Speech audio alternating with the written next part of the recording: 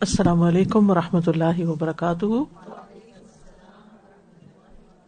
نحمده ونصلی علی رسولہ الکریم، اما بعد فاعوذ باللہ من الشیطان الرجیم، بسم اللہ الرحمن الرحیم، رب اشرح لی صدری ویسر لی امری واحلل عقدۃ من لسانی یفقہوا قولی۔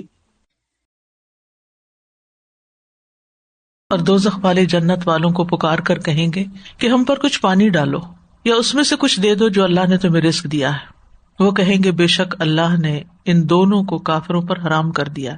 یعنی جہنمی جب آگ میں جل رہے ہوں گے تو دنیا میں جو ان کے پہچان والے لوگ تھے، وہ جو جنت میں چلے گئے ان کے ساتھی، ان سے ریکویسٹ کریں گے کہ تم جنت کا کچھ پانی ہم پہ گرا دو تاکہ ہمیں کچھ آرام مل جائے یا کچھ کھانے کو ہی دے دو۔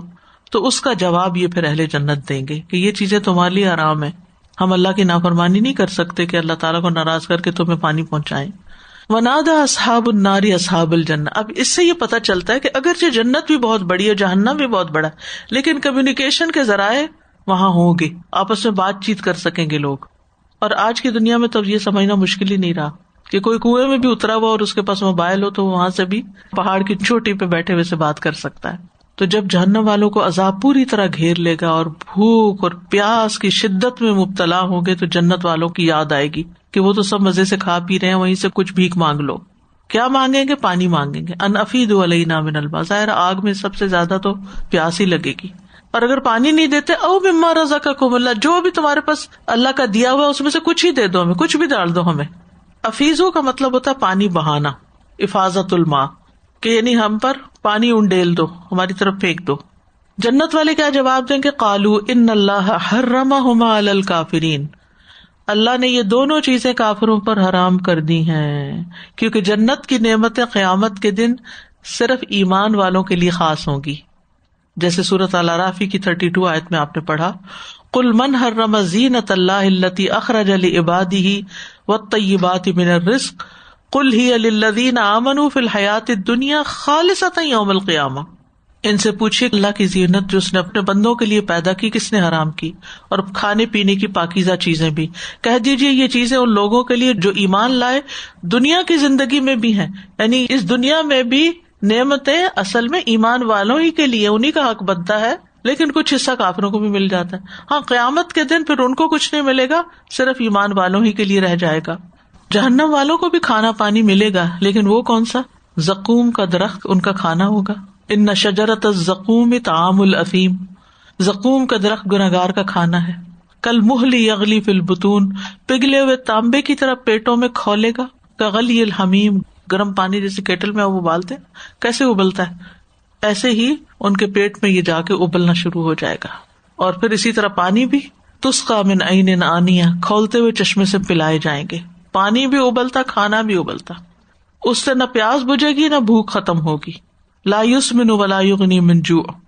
تو اس آیت سے خاص بات پتہ چل رہی ہے، اور وہ کیا کہ پانی پلانا اپنے اوپر لازم کر لے، پانی پلانے کا کوئی موقع جانے نہ دیں۔ پانی پلانا افضل اعمال میں سے، افضل ترین نیکیوں میں سے ہے۔ ابن عباس سے پوچھا گیا کون سا صدقہ افضل ہے، انہوں نے کہا پانی پلانا۔ کیا تم نے جہنمیوں کو نہیں دیکھا جب وہ اہل جنت سے فریاد کریں گے اور کہیں گے ان افیدوا علینا من الماء او مما رزقکم اللہ؟ بعض تابعین کہتے ہیں جس کے گناہ زیادہ ہو جائیں تو وہ پانی پلانا لازم کر لے، اللہ نے کتے کو پانی پلانے والے کے گناہ کو معاف کر دیا تھا، تو اس آدمی کا کیا مقام ہوگا جو ایک توحید پرست کو یعنی ایمان والے کو پانی پلائے اور اسے زندگی بخشے، کیونکہ پانی زندگی بخشتا ہے نا۔ سعد بن عبادہ سے روایت ہے رسول اللہ صلی اللہ علیہ وسلم نے فرمایا پانی پلانا افضل صدقہ ہے، پانی کا ایک گھونٹ بھی کسی کو پلانا صدقہ ہے۔ حتیٰ کہ انسان اپنی بیوی کو بھی جو پانی پلاتا ہے، جنہیں انڈیل کے گلاس میں ڈال کے اس کے آگے رکھ دیتا ہے، اس کے لیے بھی اجر ہے۔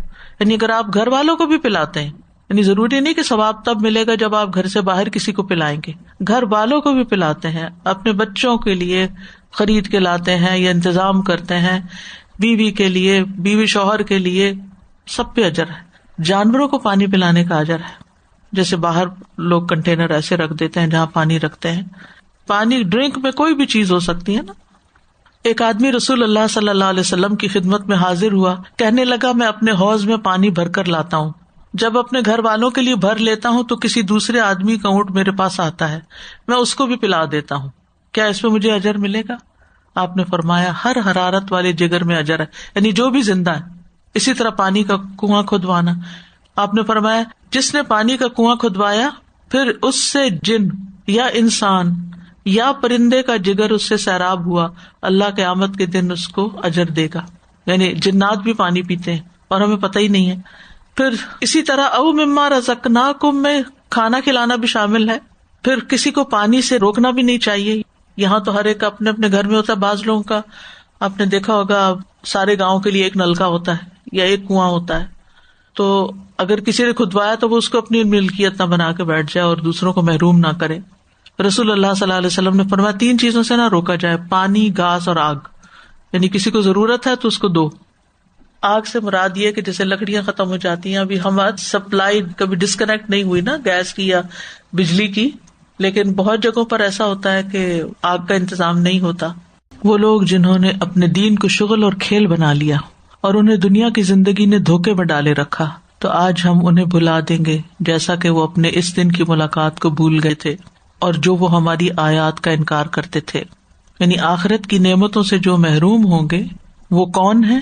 یہ وہ لوگ ہیں جنہوں نے دین پر چلنے کی بجائے دین کو کھیل تماشا بنا لیا، دین پر عمل کرنے کی بجائے دنیا کی زیب و زینت کے پیچھے دوڑنے لگے۔ الذین اتخذوا دینہم لہوا ولعبا، یعنی اپنے دین کو بس ایک انٹرٹینمنٹ بنا لیا، جیسے اس دور میں بحیرہ صاحبہ وغیرہ انہوں نے اختیار کر لیے تھے، یا بیت اللہ کے ارد گرد سیٹیاں بجاتے، تالیاں پیٹتے، پھر اسی طرح حج کے موقع پر شعر و شاعری کی مجلسیں لگاتے، تو یہ تمام چیزیں اس میں تھی۔ آج بھی آپ دیکھیں کہ دین کے نام پر کیا کچھ کیا جا رہا ہے، کر کیا رہے ہیں، یعنی دین کے بدلے لہو و لعب میں پڑ گئے، کھیل کود میں پڑ گئے۔ وغرتہم الحیات الدنیا، اور دنیا کی زندگی نے انہیں دھوکے میں ڈال رکھا ہے، یعنی دنیا سے مطمئن اور خوش اور راضی، اور آخرت سے منہ موڑ لیا۔ فَالْيَوْمَ نَنْسَاهُمْ كَمَا نَسُوا لِقَاءَ يَوْمِهِمْ هَٰذَا، آج ہم بھی انہیں بھلا دیں گے جس طرح وہ آج کے اس دن کی ملاقات کو بھولے رہے، یعنی جس طرح انہوں نے آخرت کو بھلا دیا تھا آج ہم ان کو بھلا دیں گے۔ کیا اللہ تعالیٰ بھولتا بھی ہے؟ نہیں۔ بھولنا 2 طرح کا ہوتا ہے، ایک ہے معلوم چیز کے بارے میں غافل اور بے خبر ہونا، اور ایک ہے معلوم ہونے کے باوجود کسی چیز کو چھوڑ دینا، اگنور کرنا۔ اور یقیناً ہم ان کے پاس سے ایک کتاب لائے ہیں جسے ہم نے اپنے علم کی بنا پر کھول کر بیان کیا ہے، وہ ہدایت اور رحمت ہے ان لوگوں کے لیے جو ایمان رکھتے ہیں۔ یعنی اس سارے کلام کے آخر میں اب حل بتا دیا گیا ہے، کرنا کیا ہے، اس کتاب سے تعلق قائم کرنا ہے، اس کتاب سے جڑ کے رہنا ہے، جس کو اللہ نے علم کی بنا پر کھول کھول کے بیان کر دیا، ہدایت کے لیے دیا اور رحمت کا باعث بنایا اس کو۔ لیکن یہ سب فائدے کس کو حاصل ہوں گے؟ جو ایمان رکھتے ہوں۔ یعنی کتاب ہمیں ڈیٹیل بتاتی ہے ہمیں یہاں کیا کرنا ہے اور ہمارے ساتھ آگے کیا ہونا ہے، حلال کیا ہے، حرام کیا ہے، ہدایت کیا ہے، گمراہی کیا ہے، ثواب کس چیز پہ ملے گا، عذاب کس چیز پہ ملے گا۔ تو اللہ تعالیٰ نے اس کتاب میں ڈیٹیل کے ساتھ ہمیں ہدایت کا راستہ واضح کر کے بتا دیا ہے۔ یعنی یہ کتاب ہماری رہنمائی بھی کرتی ہے اور رحمت کا باعث بھی ہے۔ یعنی اگر انسان اس کی تعلیمات پر غور کرے تو اس سے انسان کو زندگی گزارنے کا طریقہ بھی معلوم ہوتا ہے، اور پھر انسان کے اخلاق، اس کی سیرت، اس کا کردار، ان سب میں بہتری آتی ہے، جس سے اس کی دنیا کی زندگی بھی اچھی ہوتی ہے۔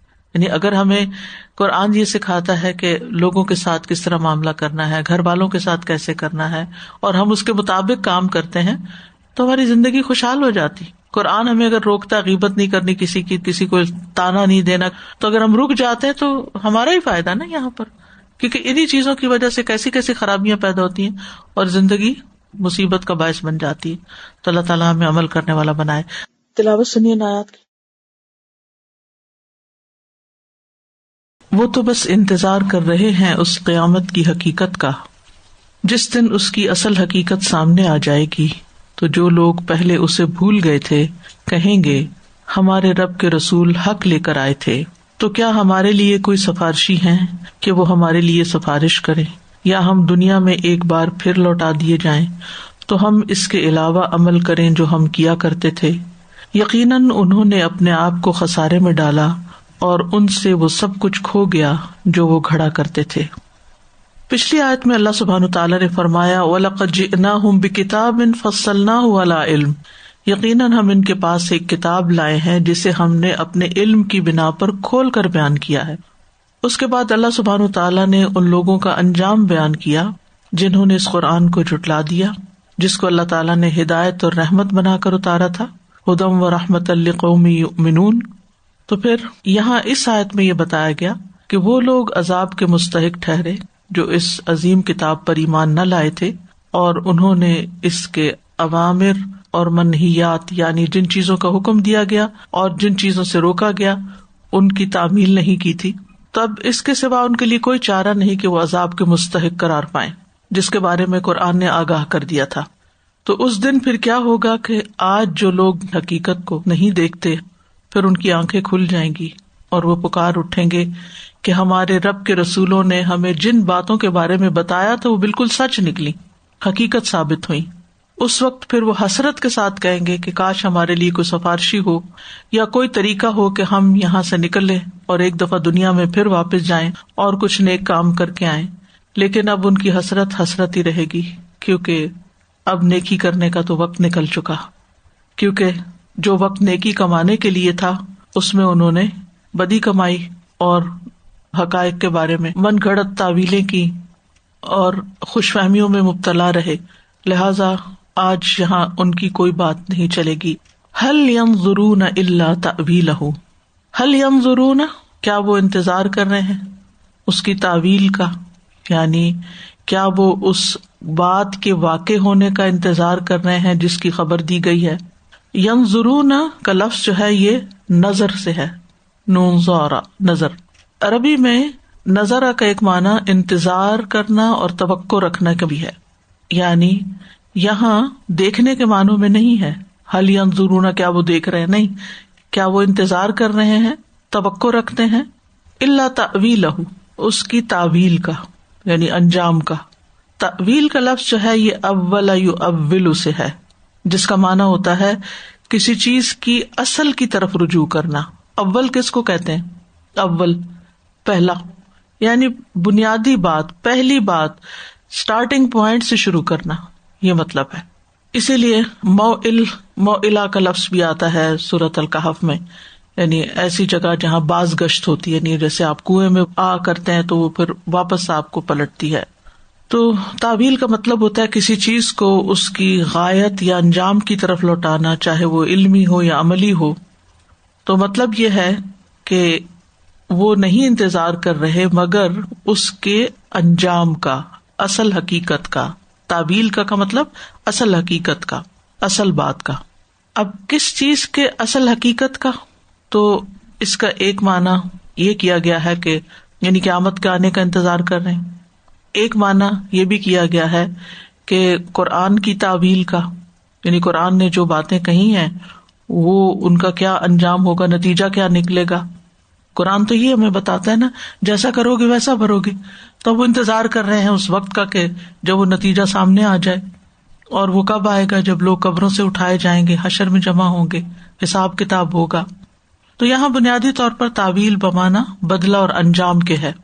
مطلب یہ ہے کہ یہ سب باتیں جو قرآن بتا رہا ہے یہ ہیں تو بالکل حقیقت، لیکن چونکہ ابھی یہ حقیقت سامنے نہیں آئی، مستقبل کے پردے میں چھپی ہوئی ہے، اس لیے منکرین اس کو صرف دھمکی سمجھتے ہیں کہ ہمیں صرف ڈرایا جا رہا ہے، اور یہ انتظار کر رہے ہیں کہ جو کہا جا رہا ہے وہ حقیقت میں کب واقع ہوتا ہے، کب پیش آتا ہے، اور جب آئے گا پھر ہم دیکھ کے یقین کریں گے. لیکن دیکھ کے یقین کرنے کا وقت پھر یقین کرنے کا وقت ہی ہے، پلٹ کر اپنی اصلاح کا وقت نہیں ہے. دنیا میں بھی آپ دیکھیں کہ جیسے والدین اپنے بچوں کو سمجھاتے ہیں اپنے تجربات کی بنا پر، اپنے علم کی بنا پر، سنسیئرٹی کی بنا پر، کہ دیکھو جس روش پہ تم چل رہے ہو اس کا انجام اچھا نہیں ہے، مجھے تمہارا انجام نظر آ رہا ہے. تو وہ ایک کان سے سنتا ہے دوسرے سے نکال دیتا ہے، توجہ نہیں دیتا اس بات پہ، اس کو حقیقت نہیں سمجھتا. اور پھر اس کے رویے کے بارے میں کیا کہا جائے گا کہ یہ پھر انتظار کر رہا ہے کہ اس کی ان حرکتوں کا انجام کب اس کے سامنے آتا ہے. اور پھر فیوچر میں مثلا جو بچے پڑھتے نہیں ہیں یا جو کام نہیں کرتے، تو پھر جو جو زندگی گزرتی جاتی ہے ان کی زندگی مشکل سے مشکل تر ہوتی چلی جاتی، لیکن پھر واپس بچپن میں پلٹ کے اسکول جانے کا، پڑھنے کا، محنت کرنے کا وقت نکل چکا ہوتا ہے، پھر واپس اس کی اصلاح نہیں کر سکتے. تو اسی طرح جو لوگ آج قرآن کی بات سنتے ہیں، ہدایت کی بات سنتے ہیں، لیکن اس پر عمل نہیں کرتے، تو پھر جب ان بدعمالیوں کا نتیجہ سامنے آئے گا، تعویل سامنے آئے گی، اصل انجام سامنے آئے گا، تو پھر وہ کچھ نہ کر سکیں گے. یوم یأتی تأویلہ، جس دن اس کی تعویل یعنی انجام سامنے آ گیا، جس کا قرآن نے دنیا میں ہی ان سے وعدہ کیا تھا یا اس کے بارے میں خبردار کیا تھا، یعنی قیامت کے دن کیا کچھ ہوگا. تو پھر کیا ہوگا؟ یقول الذین نسوہ من قبل، جن لوگوں نے اس حقیقت کو پہلے بھلائے رکھا تھا وہ کہنے لگیں گے قد جاءت رسل ربنا بالحق، اصل بات یہی ہے کہ ہمارے رب کے رسول حق ہی لے کر آئے تھے، جو بتا رہے تھے بالکل سچ تھا، یعنی ہم نے ہی کان نہیں دھرا اس پہ، ہم نے ہی اس کو اگنور کیا، ہم نے اس کو بھلا دیا، اور ہم نے ہی اس دن کی تیاری نہیں کی. رسولوں نے تو سچ کہا تھا. فَهَلْ لَنَا مِن شُفَعَاء، کیا ہمارے لیے کوئی سفارشی ہیں اب جو ہمیں اس عذاب سے نجات دلائیں، جس مشکل میں آج ہم پڑ گئے ہیں، کیا ہے کوئی جو ہمیں بچائے اس سے، نکالے اس سے؟ فَيَشْفَعُ لَنَا، پھر وہ ہمارے لیے سفارش کریں. یا پھر ایک اور آپشن دے رہے ہیں، او نرد، یا ہم واپس پھیر دیے جائیں، دنیا میں لوٹا دیے جائیں. فنعمل، پھر ہم عمل کریں، غیر الذی کنا نعمل، ان اعمال کے سوا جو ہم پہلے کرتے رہے، یعنی اب اپنے پچھلے اعمال کا ازالہ کر لیں، یعنی برائیوں کا ازالہ نیکیوں سے کر لیں. لیکن ہم سب جانتے ہیں کہ قیامت کے دن ایسے لوگوں کو کوئی سفارشی نہیں ملے گا، کوئی بھی اللہ تعالیٰ کو ناراض کر کے ان لوگوں کی حمایت میں نہیں بولے گا. واتقوا یوما لا تجزی نفس عن نفس شیئا ولا يقبل منها شفاعہ، اس دن سے بچو جب کوئی جان کسی جان کے کچھ کام نہ آئے گی اور نہ اس سے کوئی سفارش قبول کی جائے گی. پھر اسی طرح اور آیات سے بھی ہمیں یہ حقیقت واضح ہوتی ہے کہ اس دن کسی کے لیے، یعنی خاص طور پر جن لوگوں نے کفر کیا، اس دن کی ملاقات کو جھٹلایا، ان کو کوئی سفارش کام نہ آئے گی. ہاں، ایمان والوں کے اگر عمل میں کوئی کمی ہوئی یا انہیں سزا ملی جہنم کی کسی برائی کی وجہ سے، تو نبی صلی اللہ علیہ وسلم کی شفاعت ہوگی. لیکن یہاں کس کی بات ہو رہی ہے؟ ایمان والوں کی بات نہیں ہو رہی. یہاں ان لوگوں کی بات ہو رہی ہے جو قیامت کے دن کو جھٹلاتے ہیں، پیغمبر کی تعلیمات کو جھٹلاتے ہیں، قرآن کی تعلیمات کو جھٹلاتے ہیں. تو پھر اس دن ان کو پتا چلے گا کہ اس جھٹلانے کا انجام کیا ہے. چاہے وہ کتنی بھی دنیا میں واپس جانے کی تمنائیں کریں، ان کی کوئی تمنا پوری نہ ہوگی. سورۃ الانعام میں آتا ہے وَلَوْ تَرَىٰ إِذْ وُقِفُوا عَلَى النَّارِ فَقَالُوا يَا لَيْتَنَا نُرَدُّ، کاش تم دیکھو وہ جب آگ پہ کھڑے کیے جائیں گے تو کہیں گے اے کاش ہم واپس بھیج دیے جائیں. وَلَا نُكَذِّبَ بِآيَاتِ رَبِّنَا، اور ہم اپنے رب کی آیات کو نہ جھٹلائیں. وَنَكُونَ مِنَ الْمُؤْمِنِينَ، اور ہم ایمان والوں میں سے ہو جائیں. لیکن ان کی یہ تمنائیں بس تمنائیں ہی رہیں گی، ان کی یہ بات سنی یا مانی نہیں جائے گی. فرمایا قد خسروا انفسہم، اس رویے کے ساتھ انہوں نے اپنے آپ کو خسارے میں ڈال دیا، اپنا نقصان کر لیا. وضل عنہم ما کانوا یفترون، اور جو وہ گھڑا کرتے تھے، جو باتیں وہ بناتے تھے، جن ڈیٹیز کو وہ سفارشی سمجھتے تھے، وہ سب گم گئے، وہ کہیں نظر ہی نہیں آ رہے. تو نقصان کیا ہے؟ ہمیشہ کے لیے جہنم کی آگ، ہمیشہ کے لیے اپنے آپ کو خسارے میں ڈال لیا. اور جن کو دنیا میں پوچھتے تھے وہ آج ان کے کسی کام نہیں آ رہے کہ وہ انہیں دوزخ سے نکلوا سکیں. تو زندگی کی اصلی قیمت کیا ہے؟ ایمان اور عمل صالح.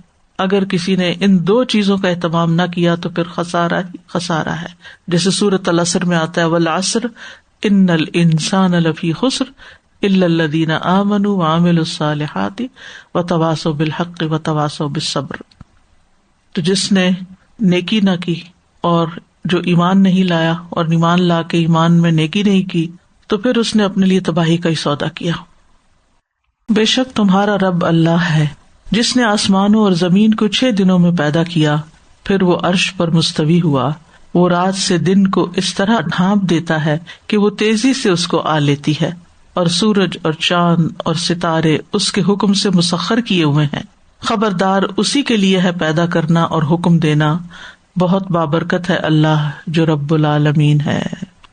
اوپر شرک اور کفر کی حقیقت اور برے انجام پر بات ہوئی، اور اب آگے اللہ سبحانہ وتعالی کچھ آیات میں توحید کے مضمون کی وضاحت فرما کر اس کی تکمیل فرمائیں گے کہ رب کون ہے، کیونکہ پیچھے لوگوں نے رب کا انکار کیا، شرک کیا، تو اب بتایا جا رہا ہے کہ بے شک رب تو وہ ہے تمہارا الذی خلق السماوات والارض فی 6 ایام، جس نے آسمانوں اور زمین کو 6 دنوں میں پیدا کیا۔ خلق کا لفظ ہے بغیر کسی مادے کے، بغیر کسی چیز کے نئے سرے سے کوئی چیز وجود میں لے آنا، مطلب تمہارا رب، تمہارا آقا، خالق، مالک وہ ہے جس نے آسمانوں اور زمین کو بغیر کسی سابقہ نمونے کے 6 دن کی مدت میں پیدا فرمایا۔ یوم کا لفظ لغت میں دن کے لیے بھی آتا ہے اور ٹائم کے لیے بھی آتا ہے، ٹھیک ہے، یعنی اگر ہم یوم کا مطلب یہاں وقت لیتے ہیں تو اس سے مراد پھر 6 اوقات ہوں گے۔ یہاں دن سے مراد دنیا کے 6 دن مراد نہیں، ٹھیک ہے، کیونکہ دنیا کے دن وجود میں آئے ہیں زمین کی پیدائش اور سورج کی پیدائش کے بعد، تو ابھی تو زمین بن رہی ہے، ابھی تو سورج پیدا ہو رہا ہے، تو یہ والے دن مراد نہیں ہے۔ یہ اس وقت کی بات ہے جب نہ سورج تھا نہ زمین تھی، خلق، یہ کچھ بھی نہیں تھا پہلے، اب پیدا ہونے لگا ہے۔ تو پھر اس سے مراد یا تو وہ دن ہے جو 1000 سال پر مشتمل ہے، اس کو بھی دن کہا گیا نا، دن تو سال سے چھوٹا ہوتا ہے، یہاں سالوں کو دن میں بیان کیا جا رہا ہے، جیسے سورۃ الحج میں آتا ہے وَإِنَّ يَوْمًا عِندَ رَبِّكَ كَأَلْفِ سَنَةٍ مِّمَّا تَعُدُّونَ، اور ایک دن آپ کے رب کے ہاں 1000 سال کے برابر ہے اس گنتی سے جو تم شمار کرتے ہو، تمہاری گنتی کے مطابق 1000 سال، ایک ملینیم گزرے تو وہ ایک دن ہوتا ہے۔ تو اگر وہ دن لیا جائے تو اس کا مطلب یہ کہ 6000 سال میں یہ سب بنا، یا پھر اس سے مراد 6 ادوار ہیں، پیریڈ آف ٹائم۔ تو 6 دنوں میں پیدا کرنے کی حکمت کیا ہے؟ اللہ تعالیٰ تو کن کہہ کے اسی وقت سب کچھ پیدا کر سکتا ہے۔ سعید بن جبیر کہتے ہیں اللہ اس چیز پر قادر تھا کہ وہ آسمانوں اور زمین کو اور جو کچھ ان کے درمیان ہے ایک لمحے اور ایک لحظے میں پیدا کر دیتا۔ بس ان چیزوں کو 6 دن میں پیدا کرنا دراصل اپنی مخلوق کو تعلیم دینا ہے کہ وہ کاموں کو آرام سے اور مضبوطی سے کریں، ٹیک یور ٹائم، اچھے طریقے سے، عمدہ طریقے سے کریں۔ لیکن ہمارے اندر نا جلد بازی کوٹ کوٹ کے بھری گئی، ہم چاہتے ہیں کہ ہر چیز جیسے تیسے بس کر دیں، ہو جائے، فوراً ہو جائے، جلدی ہو جائے، چاہے اس کی کوئی کوالٹی نہ ہو۔ تو اللہ سبحانہ تعالیٰ کے ہاں کوالٹی میٹر کرتی ہے، چاہے نماز کی ہو، چاہے اذکار کی ہو، چاہے دنیا کے کاموں کی ہو۔ اللہ تعالیٰ نے خود ہر چیز اتنی خوبصورت بنائی ہے، تو وہ بندوں سے بھی کیا چاہتا ہے کہ ہمارے کاموں میں بھی حسن ہو، اتقان ہو، کوالٹی چاہیے۔ ثم استوى علی العرش، پھر وہ عرش پر مستوی ہوا۔ استوا کا لفظ جو ہے نا قرآن میں کئی معنوں میں آیا ہے۔ ایک معنی ہوتا ہے کسی مقام پہ جگہ پکڑنا، جیسے واستوت علی الجودی، نوح علیہ السلام کی کشتی جو ہے اس نے جودی پہاڑ پر اپنی جگہ بنا لی، وہاں جا کے ٹھہر گئی۔ پھر اسی طرح ارادہ کرنے کے معنوں میں بھی آتا ہے، ثم استوى الی السماء، پھر وہ آسمان کی طرف متوجہ ہوا، یعنی آسمان کا ارادہ کیا۔ اسی طرح غلبے اور قبضے کے معنوں میں بھی آتا ہے اور بلندی کے معنی میں بھی آتا ہے، اور جب اللہ تعالیٰ کے لیے یہ لفظ استعمال ہوتا ہے تو اس کا یہی معنی بنتا ہے کہ وہ بلند ہوا، مستوی ہوا یعنی بلند ہوا۔ اور جہاں استوا کے ساتھ اعلیٰ آ جائے، استوا علی العرش، تو اس سے مراد عرش پر قرار پکڑنا، استوا علی العرش۔ تو یہ ہمارے ایمان کا حصہ ہے کہ اللہ سبحانہ وتعالیٰ عرش پر مستوی ہوا۔ اس سے آگے وہ بیٹھا ہے یا کھڑا ہے یا کس حالت میں، یہ نہ ہمیں بتایا گیا اور نہ ہی اس کے پیچھے پڑنا چاہیے۔ یہ اللہ تعالیٰ کی صفات میں سے ایک صفت ہے، استوا علی العرش۔ اس کی نہ ہمیں کیفیت بتائی گئی ہے، نہ ہی حد، نہ ہی تشبیہ، نہ ہی اس کی کوئی تمثیل ہے کہ ہم کسی اور چیز سے مثال دے کے یہ بات سمجھا سکیں، ایسا بھی نہیں کر سکتے۔ وہ کیا کیفیت ہے وہ صرف اللہ کو خود پتہ، اس نے کسی کو نہیں بتایا، یعنی استوا نامعلوم ہے۔ ایک دن ایک آدمی امام مالک کے پاس آیا، کہنے لگا ابو عبداللہ الرحمن علی العرش استوا، کہ رحمان عرش پر مستوی ہے، تو کیسے مستوی ہے، یعنی کیا کیفیت ہے؟ تو راوی کہتے ہیں میں نے امام مالک کو کبھی اتنے غصے میں نہیں دیکھا جتنا وہ اس شخص کی بات سن کر غصے میں آئے تھے، اور ان پہ پسینہ غالب، یعنی ان کے پسینے چھوٹ گئے. لوگوں نے سر جھکا لیے جو مجلس میں بیٹھے ہوئے تھے. جب ان کی حالت کچھ بہتر ہوئی تو انہوں نے کہا اس کی کیفیت عقل میں نہیں آ سکتی، آپ سمجھ ہی نہیں سکتے. استوا کیسا ہے نہیں معلوم، اس پر ایمان لانا واجب ہے، اور اس کے بارے میں سوال کرنا بھی بدعت ہے. سوال بھی نہیں کرنا چاہیے، کیونکہ صحابہ نے کبھی اس طرح کا کوئی سوال نبی صلی اللہ علیہ وسلم سے نہیں کیا، اور پھر کہنے لگے کہ میں اس بات سے ڈرتا ہوں کہ کہیں تم گمراہ نہ ہو جاؤ. اور جس نے سوال کیا تھا اس کو اپنی مجلس سے باہر نکال دیا، جیسے پہلے زمانے میں ٹیچر کلاس سے باہر نکال دیتے تھے نا ناراض ہو کے. تو اللہ سبحانہ وتعالی مخلوق کی تخلیق سے پہلے ہی عرش پر مستوی ہے. یغشی اللیل النہار یطلبہ حثیثا، وہ ڈھانپ دیتا ہے، چھپا دیتا ہے رات کو دن پر، یعنی رات دن پہ چھا جاتی ہے. یعنی اللہ تعالیٰ نے رات کو ایسا بنایا ہے کہ وہ دن کو ڈھانپنے والی ہے، اس کی روشنی ختم کر دینے والی ہے. تو کائنات اصلاً روشن تھی، رات نے اس کو تاریک کیا. یعنی اللہ نے دن بنایا اور رات اس دن کو ڈھانپ لیتی ہے. اور پھر کیا ہوتا ہے کہ اللہ سبحانہ وتعالیٰ سورج نکالتا ہے اور رات جو ہے وہ سمٹتی جاتی ہے، دن پھر روشن ہو جاتا ہے. یطلبہ حثیثا، یعنی رات کے بعد تیزی سے پہنچ جاتا ہے دن، کوئی وقفہ نہیں ہوتا. الحث، حفیظ کا لفظ ہا سا تا سے ہے، اس کا مطلب ہوتا ہے اکسانا، ترغیب دینا. مطلب یہ ہے کہ رات دن کا پیچھا کرتی ہے یا دونوں تیز رفتاری سے ایک دوسرے کو طلب کرتے ہیں، یہاں تک کہ اس کو جا پکڑتے ہیں اور اس سے جا ملتے ہیں. یعنی یہی کام کرے جا رہے ہیں، دن آتا ہے پھر رات آتی، پھر دن آتا ہے پھر رات آتی. یطلبہ حثیثا، یہ اللہ سبحانہ تعالیٰ کی نشانیاں ہیں جو اللہ نے ہمیں دکھائی ہیں کہ کس طرح ہم ان میں کوئی مداخلت کر ہی نہیں سکتے. نہ دن کو رات بنا سکتے ہیں، نہ رات کو دن بنا سکتے ہیں. یولج اللیل فی النہار ویولج النہار فی اللیل، اللہ ہی دن کو رات میں اور رات کو دن میں داخل کرتا ہے. ایک اور جگہ پر آتا ہے وآیۃ لہم اللیل نسلخ منہ النہار فاذا ہم مظلمون، اور ان کے لیے ایک نشانی رات بھی ہے، ہم اس پر سے دن کو کھینچ اتارتے ہیں تو اچانک وہ اندھیرے میں رہ جانے والے ہوتے ہیں. تو دن اور رات کا یہ نظام جو ہے نا، یہ اللہ تعالیٰ کی رحمت ہے کہ ایک وقت کام کے لیے اور ایک وقت آرام کے لیے.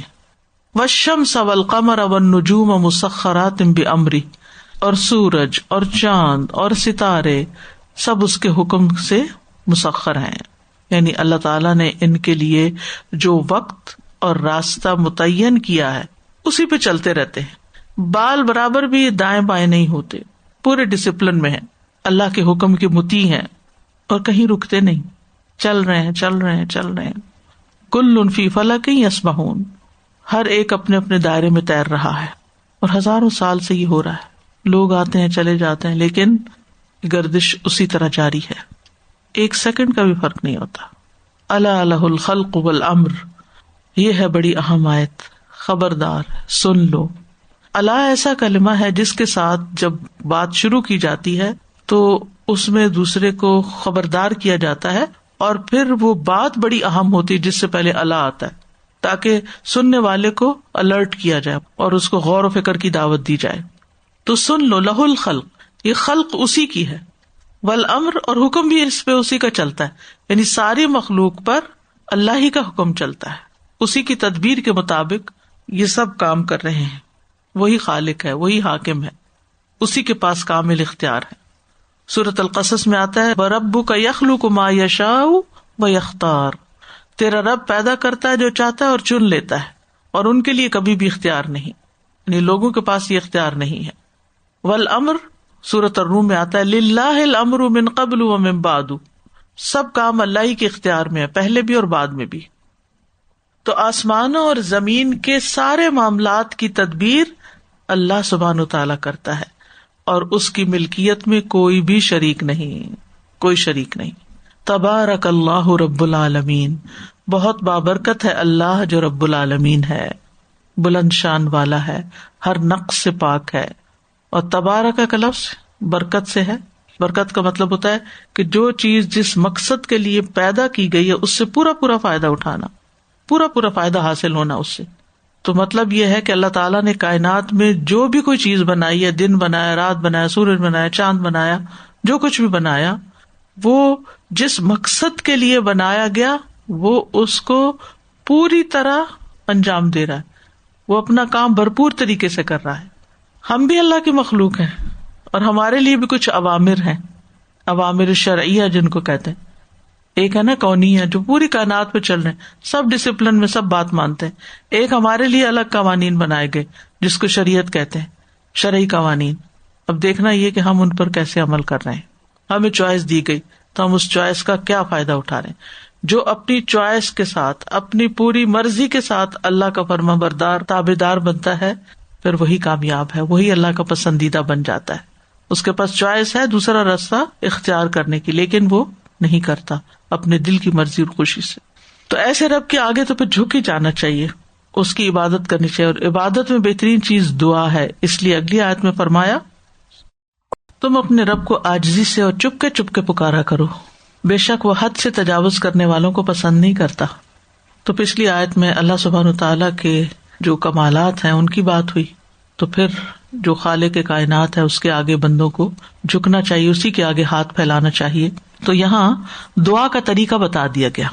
ادعوا ربکم، دعا کے دو معنی ہوتے ہیں، ایک دعائے مسئلہ ہوتا ہے اور ایک دعائے عبادت ہوتی ہے. یہاں دونوں شامل ہیں اس میں، یعنی ایک وہ دعا جس میں ہم سوال کرتے ہیں اور دوسری وہ دعا جس میں ہم اپنے رب کو پکارتے ہیں، اس کا ذکر کرتے ہیں، جیسے نماز وغیرہ.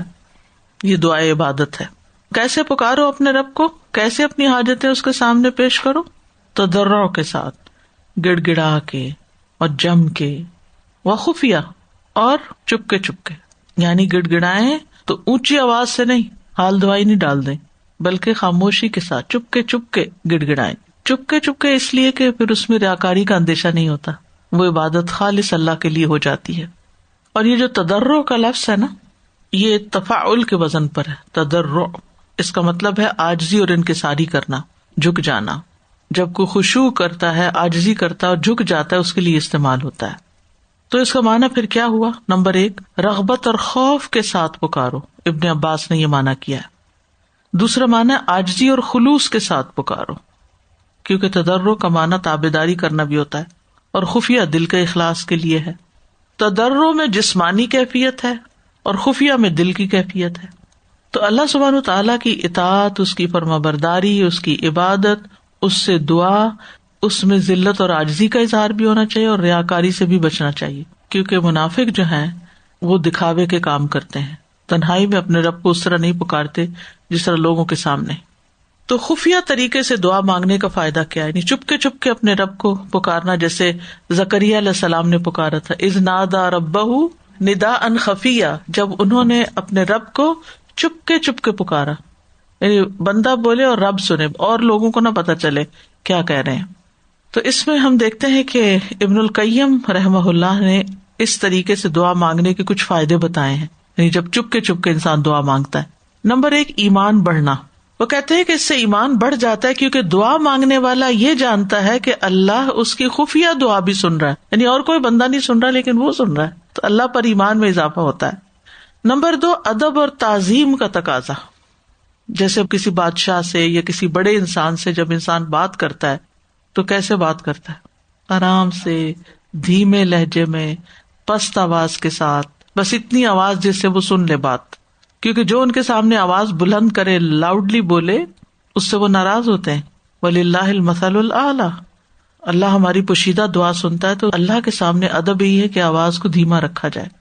نمبر 3، عاجزی اور خشوع کے لحاظ سے زیادہ مؤثر ہے. یعنی جب انسان چپ کے پکارتا ہے تو اس کے اندر زیادہ عاجزی ہوتی ہے.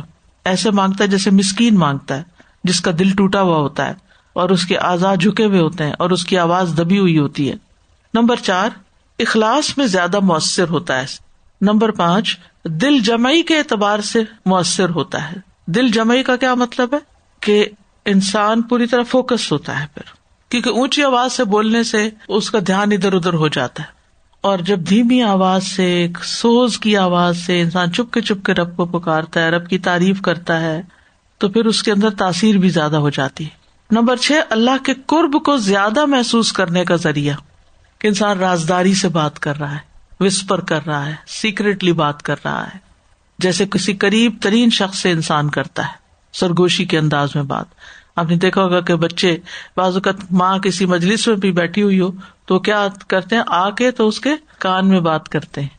نمبر 7، قبولیت زیادہ ہوتی ہے اس طریقے سے، یعنی جیسے جیسے دل اللہ کے اپنے سے قریب ہونے کا تصور کرتا ہے کہ اللہ تعالیٰ قریب ہے، تو پھر اتنا ہی وہ قبولیت کے بھی زیادہ قریب ہو جاتا ہے. یعنی اللہ تعالیٰ ہم سے ہر چیز سے زیادہ قریب ہے. اس کا قرب محسوس کرتے ہوئے جب آپ دعا کرتے ہیں تو اس کا پھر فائدہ بھی ہوتا ہے. نمبر 8، دعا میں خلل ڈالنے سے بچا جا سکتا ہے. یعنی چپ کے جب انسان اپنے اوپر ہی فوکس کیا ہوا ہوتا ہے تو پھر ادھر ادھر کی آوازوں کی پرواہ نہیں کرتا، اور اس کو کوئی ڈر بھی نہیں ہوتا کہ کوئی سن لے گا تو کیا کہے گا، کیا مانگ رہا ہے یہ. اور جب اونچی دعا مانگتا ہے انسان تو لوگوں کو بھی پتہ چل جاتا ہے. پھر وہ کہتے ہیں کہ شریر روحیں اور باطل خبیث جن اس کو بھانپ لیں گے کہ یہ کیا مانگ رہا ہے، یہ مانگ رہا ہے. ان کو پتہ چل جائے گا اور وہ اس کے لیے پریشانی پیدا کریں گے، اس کو بدگمان کریں گے، تمہاری دعا نہیں سنی جائے گی، اس کو ڈائیورٹ کریں گے، اس کے اس کام میں رکاوٹیں ڈالیں گے. چپ کے تو کسی کو پتہ ہی نہیں چلے گا ہم نے کیا مانگا. نمبر 9، سب چیزوں سے کٹ کے اللہ کی طرف توجہ ہو جاتی ہے. نمبر 10، دعا مانگنا ذکر بھی ہے. یعنی جب اللہ تعالیٰ سے دعا مانگی جاتی ہے تو دعا بذات خود ذکر کی ایک قسم ہے. آپ ذکر بھی کر رہے ہوتے ہیں، مانگ رہے ہیں لیکن ذکر کر رہے ہیں. اور اللہ تعالیٰ کے ناموں اور صفات کے ساتھ اس کی تعریف کرتے ہوئے دعا کرنا جو ہے وہ اور بھی اچھا ہے. انہ لا یحب المعتدین، بے شک وہ حد سے بڑھنے والوں سے محبت نہیں رکھتا. یعنی اللہ تعالیٰ کسی بھی معاملے میں حد سے بڑھنے والوں کو پسند نہیں کرتا. اگر دعا میں حد سے تجاوز ناپسندیدہ ہے تو باقی چیزوں میں حد سے بڑھنا کیسے پسندیدہ ہو سکتا ہے. اب دعا میں حد سے کیسے بڑھ جاتے ہیں لوگ کہ انسان ایسے درجوں کا سوال کرے اپنے لیے یا کسی کے لیے جن کا وہ مستحق ہی نہیں، وہ ڈیزرو ہی نہیں کرتا، یا جو انبیاء کے لیے مخصوص ہیں. پھر اسی طرح کسی کے لیے لعنت اور ہلاکت کی دعا کرے، یہ بھی حد سے بڑھنا ہے.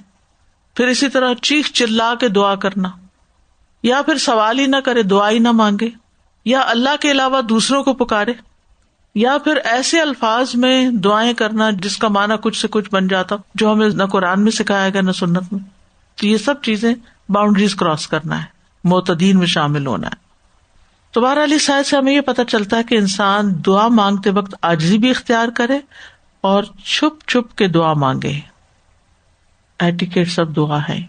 حسن بن نبی حسن کہتے ہیں، ہم نے ایسے لوگوں کا زمانہ پایا ہے جس میں اس زمین پر عمل کرنے والے جب اپنے عمل کو چھپانے کی قدرت رکھتے تھے تو کبھی بھی اس عمل کو ظاہر نہیں کرتے تھے. یعنی جو چھپی ہوئی نیکی کرتے تھے پھر کسی کو نہیں بتاتے تھے. تو اس آیت سے بنیادی طور پر دعا مانگنے کے آداب پتہ چلتے ہیں، اور یہ کہ ہمیں پورے اخلاص اور پوری توجہ کے ساتھ دعا کرنی چاہیے، قبولیت کا یقین رکھ کے دعا کرنی چاہیے، ہاتھ اٹھا کے دعا کرنی چاہیے، حمد و ثنا اور درود پڑھ کے دعا کرنی چاہیے، عاجزی سے دعا مانگنی چاہیے، گریہ وزاری بھی کر سکتے ہیں، رو کے بھی دعا مانگ سکتے ہیں، پھر تکرار اور اصرار سے دعا مانگ سکتے ہیں. یعنی ایک ہی دعا کئی بار، جیسے جو شخص 3 دفعہ جنت مانگتا ہے تو جنت خود اس کے لیے دعا کرتی ہے کہ اللہ تعالیٰ اسے جنت میں داخل کر دے. اور اسی طرح جو شخص 3 مرتبہ آگ سے پناہ مانگتا ہے تو آگ کہتی ہے اللہ اسے آگ سے پناہ دے دے. پھر دعا میں تصنع اور تکلف سے بچنا چاہیے، شعر و شاعری نہیں کرنی چاہیے، مبالغے سے بچنا چاہیے. نبی صلی اللہ علیہ وسلم نے فرمایا ان قریب اس امت میں ایسے لوگ پیدا ہوں گے جو طہارت اور دعا میں مبالغہ کریں گے، حد سے بڑھ جائیں گے. پھر جامع کلمات کے ساتھ، تھوڑے لفظوں کے ساتھ دعا کرنی چاہیے جو بہت ہی مؤثر ہو، جیسے نبی صلی اللہ علیہ وسلم کی دعائیں ہیں. پھر اپنے نفس اور اہل و عیال کے لیے بد دعا نہیں کرنی چاہیے، گناہ اور قطع رحمی کی دعا نہیں کرنی چاہیے، اسماء الحسنی کو وسیلہ بنا کے دعا کرنی چاہیے، اپنے نیک اعمال کو وسیلہ بنا کے دعا کرنی چاہیے جیسے غار والوں نے کیا تھا. اور قبولیت کے لیے حلال روزی کا اہتمام کرنا چاہیے. اور تم زمین میں اس کی اصلاح کے بعد فساد نہ کرو اور اسے خوف اور امید سے پکارو، بے شک اللہ کی رحمت احسان کرنے والوں کے قریب ہے. پچھلی آیت میں جو دعا کرنے کی بات ہوئی تھی تو اسی مضمون کی مزید توثیق بیان کی گئی. یعنی وہاں مثبت انداز میں بات کی گئی تھی، یہاں منفی پہلو سے بات کی گئی ہے کہ زمین میں فساد نہ کرو، اور پھر ودعوہ خوفا وطمعا، خوف اور امید سے پکارو. جہاں تک اس بات کا تعلق ہے ولا تفسدوا فی الارض بعد اصلاحها، کہ زمین کی اصلاح کے بعد اس میں فساد نہ کرو. فساد کس سے پھیلتا ہے؟ نافرمانی سے، یعنی اللہ کی نافرمانیاں نہ کرو. جیسے کسی بھی نیکی کے بعد، اطاعت کے کام کے بعد انسان نافرمانی شروع کر دیتا ہے، بد اخلاقی شروع کر دیتا ہے، تو اس سے کیا ہوتا ہے؟ نیکی ضائع ہو جاتی. جیسے بڑے سے بڑا بھی صدقہ کر لے اور اس کے بعد جتانا شروع کر دے یا ریاکاری شروع کر دے تو سارا کیا کرایا ضائع. لا تبطلوا صدقاتکم بالمن والاذی، احسان جتا کے تکلیف دے کے اپنے صدقات ضائع نہ کرو. تو نیکی کے بعد، یعنی اچھے کام کرنے کے بعد، اصلاح کے کام کرنے کے بعد پھر ان کو بگاڑو نہیں. اسی طرح فساد ہوتا ہے جب انسان اللہ کی عبادت چھوڑ کر اپنے نفس کی بندگی شروع کر دے، نفس کی بات مانے، یا پھر غیر اللہ کی اطاعت شروع کر دے، اللہ تعالیٰ کے بتائے ہوئے طریقے کو چھوڑ کر لوگوں کے بتائے ہوئے طریقوں پہ چلے. مثلا ٹریفک کا ایک قانون ہے، اگر اس کی پابندی نہیں کرتے تو کیا ہوگا؟ کیاس ہو جائے گا سڑک پر. کسی اسکول میں جاتے ہیں، یونیورسٹی میں جاتے ہیں، جیسے وہ آپ کو کرنے کو کہتے ہیں وہ آپ کرتے ہی نہیں، کیا ہوگا؟ فساد ہی ہوگا، نقصان ہی ہوگا. یہ زمین اللہ کی ہے. الا لہ الخلق والامر، خلق بھی اس کی، حکم بھی اس کا. اس نے پیدا کیا، اس کی بنائی ہوئی چیز ہے، اسی کا حکم چلے گا، اور اگر اس کا حکم نہیں چلے گا تو پھر فساد ہوگا. پھر فرمایا وادعوہ خوفا وطمعا، اس کو خوف اور امید کی حالت میں پکارو، قبولیت کی امید بھی ہو اور اللہ تعالیٰ کا خوف بھی ہو. اسی طرح عبادت کرتے ہوئے جہنم کا خوف ہو اور جنت کی امید بھی ہو، کیونکہ دعا میں دونوں چیزیں آتی ہیں نا، یعنی اللہ کے عذاب سے ڈرتے ہوئے اور ثواب کی امید رکھتے ہوئے، اور دعا کے رد ہونے کے خوف سے اور قبول ہونے کی امید سے دعا کرو. تمام میں یہ چیز بھی آتی ہے کہ انسان دعا کرنے کے بعد مایوسی سے نکلے باہر، مایوس نہ ہو. اور خوف کے 3 درجے ہوتے ہیں. ایک ہوتا ہے کمزور خوف، جس کا دل میں کھٹکا پیدا ہوتا ہے، لیکن وہ اندر انسان کے یا باہر جسم کے اوپر کوئی اثر نہیں ہوتا. اس کا خیال آتا ہے کوئی خوف دلانے والی چیز کا، لیکن بس وہ آتا ہے اور چلا جاتا ہے، جیسے وسوسے ہوتے ہیں. دوسرا طاقتور خوف ہوتا ہے جو انسان کو ایکشن پر آمادہ کر دیتا ہے.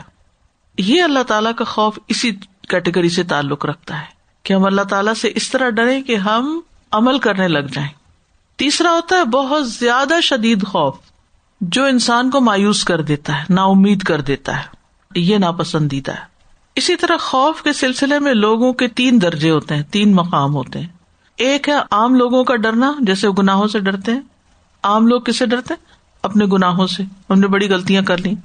خاص لوگ اپنے خاتمے کے بارے میں بہت ڈرتے ہیں کہ پتہ نہیں اینڈ کہاں ہوگا. اور خاص الخاص لوگ کس بات سے ڈرتے ہیں؟ کہ کہیں ہم مقربین ہونے سے رہ نہ جائیں. ہم اللہ کے مقرب بننا چاہتے ہیں، اس سے نہ رہ جائیں، مقربین سے پیچھے نہ رہیں. ہمارا خوف کیا ہے؟ ہمیں سے ہر ایک کو جائزہ لینا چاہیے. اسی طرح امید کے بھی 3 درجے ہیں. ایک اللہ کی رحمت کی امید، جس کی وجہ سے وہ انسان نیکیوں کے کام کرتا اور برائیوں کو چھوڑ دیتا ہے، یہ اچھی امید ہے. دوسری کوتاہی اور نافرمانی کے ہوتے ہوئے امید، غلطیاں بھی کر رہے ہیں، امید بھی رکھی ہوئی ہے، یہ خود کو دھوکے میں ڈالنا ہے، مرضی کے کام کرنے اور کہنا اللہ معاف کر دے گا. تیسرا طاقتور امید جو بے خوفی کی حد تک جا پہنچے کہ اللہ کا خوف ہی دل سے بالکل نکل جائے، یہ ناپسندیدہ ہے. بعض لوگ کہتے ہیں مجھے تو اللہ سے بالکل بھی ڈر نہیں لگتا. یہ بات درست نہیں ہے، ہمیں خود کہا جا رہا ہے وَادْعُوهُ خَوْفًا وَطَمَعًا، امید بھی رکھو، خوف بھی رکھو. پھر امید کرنے والے بھی 3 طرح کے ہوتے ہیں. عام لوگ جو ہیں وہ اللہ سے ثواب کی بس امید رکھتے ہیں.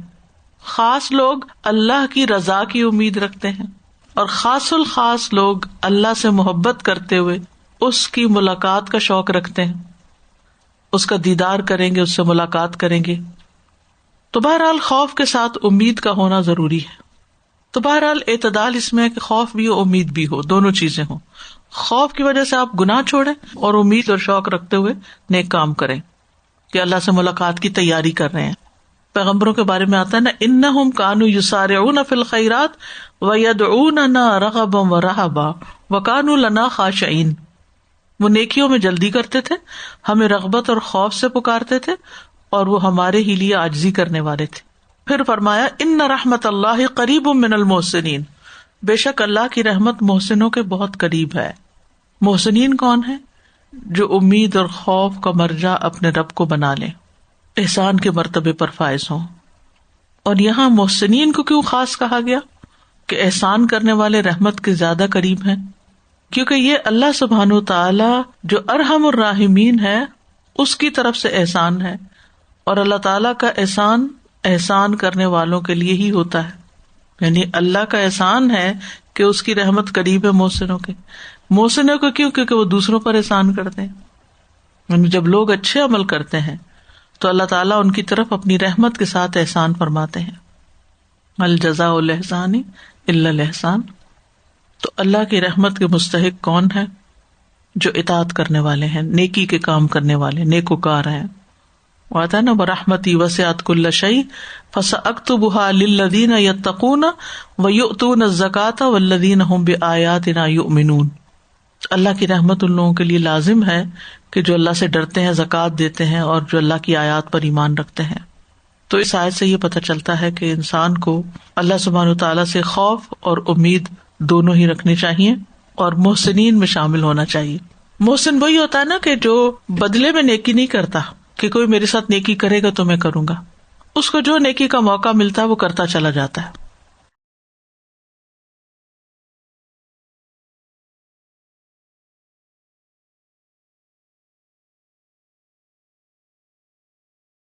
اور وہی ہے جو اپنی رحمت یعنی بارش سے پہلے ہواؤں کو خوشخبری بنا کر بھیجتا ہے، یہاں تک کہ جب وہ بھاری بادل اٹھا لیتی ہیں تو ہم اسے مردہ زمین کی طرف ہانک دیتے ہیں، پھر ہم اس کے ذریعے پانی اتارتے ہیں، پھر ہم اس کے ذریعے ہر طرح کے پھل نکالتے ہیں. اسی طرح ہم قبروں سے مردوں کو نکالیں گے تاکہ تم نصیحت پکڑو. یہاں پر اللہ تعالیٰ کی الوہیت اور ربوبیت کے اس بات میں مزید دلائل بیان ہوئے ہیں، اور پھر اس سے مردوں کو زندہ کرنے کا اس بات کیا جا رہا ہے. فرمایا وَهُوَ الَّذِي يُرْسِلُ الرِّيَاحَ بُشْرًا بَيْنَ يَدَيْ رَحْمَتِهِ. وہی ہے جو ہواؤں کو خوشخبری بنا کر بھیجتا ہے اپنی رحمت کے آگے آگے. بشرن بشیر کی جمع ہے، یعنی مبشرات کے معنوں میں خوشخبری دینے والیاں، یعنی وہی ہواؤں کو بھیجتا ہے جو خوشخبری دینے والیاں ہیں. بین یدی رحمتہ، اپنی رحمت کے آگے، یعنی اس سے پہلے. تو رحمت سے مراد یہاں بارش ہے، یعنی اللہ تعالیٰ ہی پاکیزہ اور نرم ہوائیں بھیجتا ہے جو بارش کی خوشخبری دیتی ہیں، اللہ کے حکم سے بادلوں کو چلاتی ہیں، تو لوگ اللہ کی رحمت سے خوش ہو جاتے ہیں. سورۃ الروم میں بھی آتا وَمِنْ آیَاتِهِ أَن يُرْسِلَ الرِّيَاحَ مُبَشِّرَاتٍ. اور اس کی نشانیوں میں سے ہے کہ وہ خوشخبریاں دینے والی ہوائیں بھیجتا ہے. یعنی بارش کے آنے سے پہلے ہواؤں کا چلنا اللہ کی رحمت کی علامت ہے، نشانی ہے، اور بارش بھی رحمت ہے. وَهُوَ الَّذِي يُنَزِّلُ الْغَيْثَ مِن بَعْدِ مَا قَنَطُوا وَيَنشُرُ رَحْمَتَهُ. وہی ہے جو بندوں کے مایوس ہونے کے بعد بارش برساتا ہے اور اپنی رحمت کو پھیلا دیتا ہے، یعنی بارش کو خوب عام کر دیتا ہے. بارش کو بابرکت پانی بھی کہا گیا، یعنی رحمت بھی کہا گیا اور بابرکت پانی بھی، پاک پانی بھی. وَأَنزَلْنَا مِنَ السَّمَاءِ مَاءً طَهُورًا. پھر فرمایا حَتَّى إِذَا أَقَلَّتْ سَحَابًا ثِقَالًا سُقْنَاهُ لِبَلَدٍ مَيِّتٍ. یہاں تک کہ جب ہوا بادلوں کو اٹھا لیتی ہے، اقلت یعنی اٹھا لیتی، سحابن بادل، ثقالن بوجھل. سحاب بادل کے لیے، سحابہ کا اصل معنی ہوتا ہے کھینچنا، زمین پہ دامن گھسیٹ کے چلنا.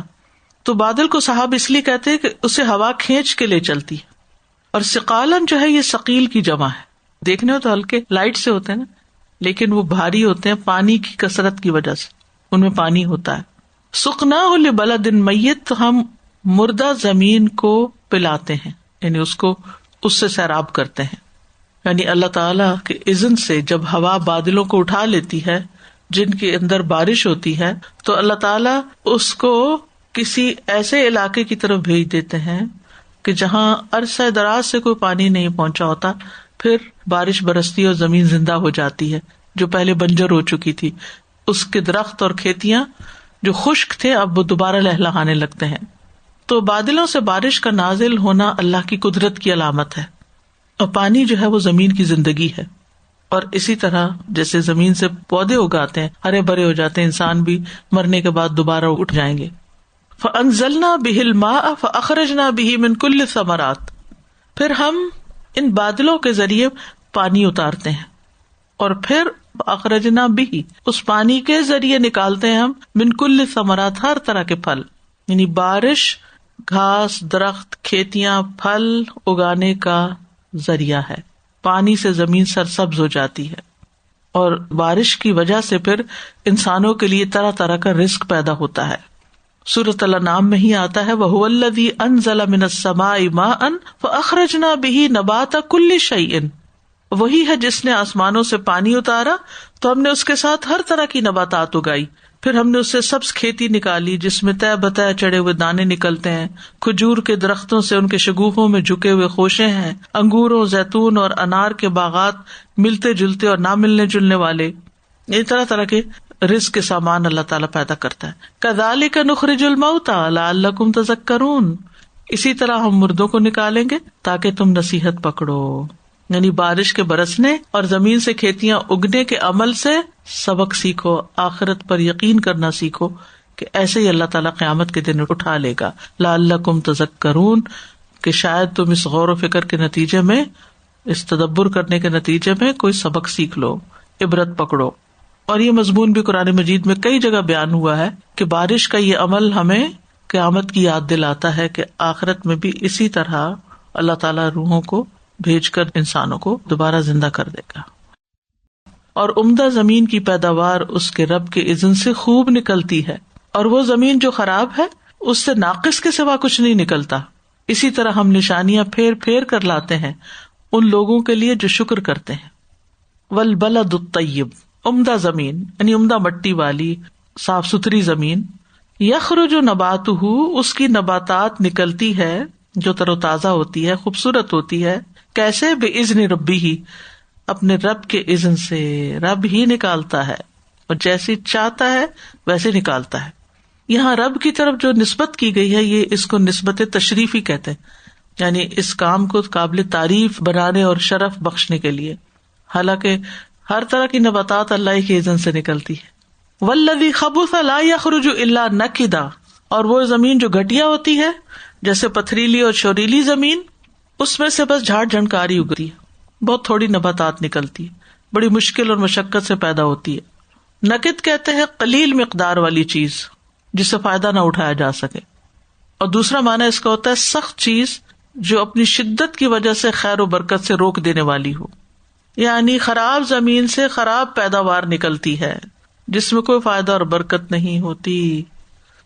تو یہاں اصل میں مومن اور غیر مومن کی مثال دی گئی ہے، ایک صالح اور غیر صالح انسان کی مثال دی گئی ہے. حدیث میں وحی کو بھی بارش سے تشبیہ دی گئی ہے اور زمین کو انسانوں کے دل کے ساتھ. ابن القیم کہتے ہیں پس وہ وحی جو اللہ آسمان سے دلوں پر اتارتا ہے، اللہ سبحانہ تعالیٰ نے اس وحی کو پانی کے ساتھ تشبیہ دی ہے جو آسمان سے زمین پر اترتا ہے اور اس کے ساتھ زمین کو زندگی ملتی ہے.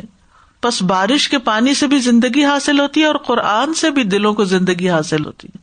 تو جو وحی پر ایمان لاتا ہے، اس کے ساتھ تزکیہ کرتا ہے، تو اس کی زندگی خیر و بھلائی کا باعث ہوتی ہے، اس کی پیداوار خوب ہوتی ہے، خود بھی اچھے کام کرتا ہے، دوسروں کو بھی اچھے کام پہ لگا دیتا ہے، اور اس طرح ہر طرف ہریالی اور خوشحالی پھیل جاتی ہے. اس کے برعکس جو غیر مومن ہوتا ہے، یہ جو غیر صالح ہوتا ہے، قرآن سنتا ہے یا کوئی نیکی کی بات، خیر کی بات سنتا ہے، تو چونکہ آگے پتھریلی زمین ہے، دل سنگ ہے، پتھر ہے، کچھ اثر نہیں ہوتا، تو پھر اس شخص کی زندگی یا اس کا عمل بھی ایسا ہی ہوتا ہے کہ اس سے کسی کو کوئی خیر نہیں پہنچتی، وہ دوسروں کے فائدے کا نہیں ہوتا. مومن جب قرآن سنتا ہے، اس میں غور کرتا ہے، تو اس کے اثرات اس پہ نظر آتے ہیں. وہی قرآن، وہی سب کچھ ایسا انسان سنتا ہے جس کا دل سخت ہے، تو اس پر وہ اثرات نظر نہیں آتے.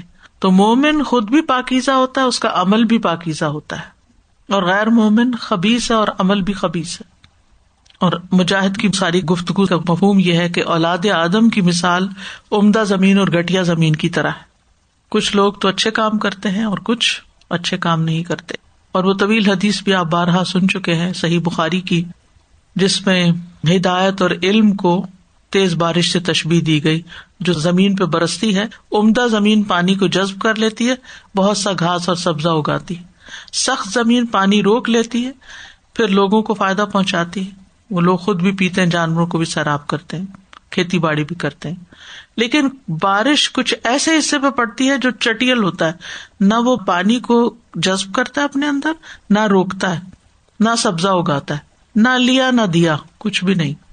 فرمایا یہی مثال اس شخص کی ہے جس نے اللہ کے دین میں سمجھ حاصل کی اور جو تعلیمات دے کر اللہ نے مجھے مبعوث کیا ہے ان سے اسے فائدہ ہوا، اس نے خود سیکھا اور دوسروں کو سکھایا، اور یہی مثال اس شخص کی ہے جس نے سر تک نہ اٹھایا اور اللہ کی ہدایت کو جو میں دے کر بھیجا گیا ہوں قبول ہی نہیں کیا۔ کذالک نصرف الآیات لقوم یشکرون، اسی طرح ہم آیات کو پھیر پھیر کے لاتے ہیں ان لوگوں کے لیے جو شکر ادا کرتے ہیں۔ یعنی یہ بات کئی بار اس لیے دہرائی جاتی ہے کہ شکر گزار لوگوں کو فائدہ، وہ شکر کرتے ہیں کہ اچھا پھر ریمائنڈر ہو گیا، پھر پتہ چل گیا، اس میں غور و فکر کرتے ہیں اور اس کے نئے معنی ان کو پتہ چلتے ہیں۔ تو ان مثالوں سے جو مثبت سوچ رکھنے والے لوگ ہوتے ہیں وہ فائدہ اٹھاتے ہیں اور پھر شکر کے ذریعے اپنی نعمت کو اور بڑھاتے ہیں، اور اس شکر کے ذریعے وہ خوشی بھی حاصل کرتے ہیں، کیونکہ جس شخص کے اندر شکر ہوتا ہے اس کے اندر پھر خیر ہی خیر ہوتی ہے، وہ اپنے ساتھ اوروں کے لیے بھی بہت سے فائدے کے کام کرتا ہے۔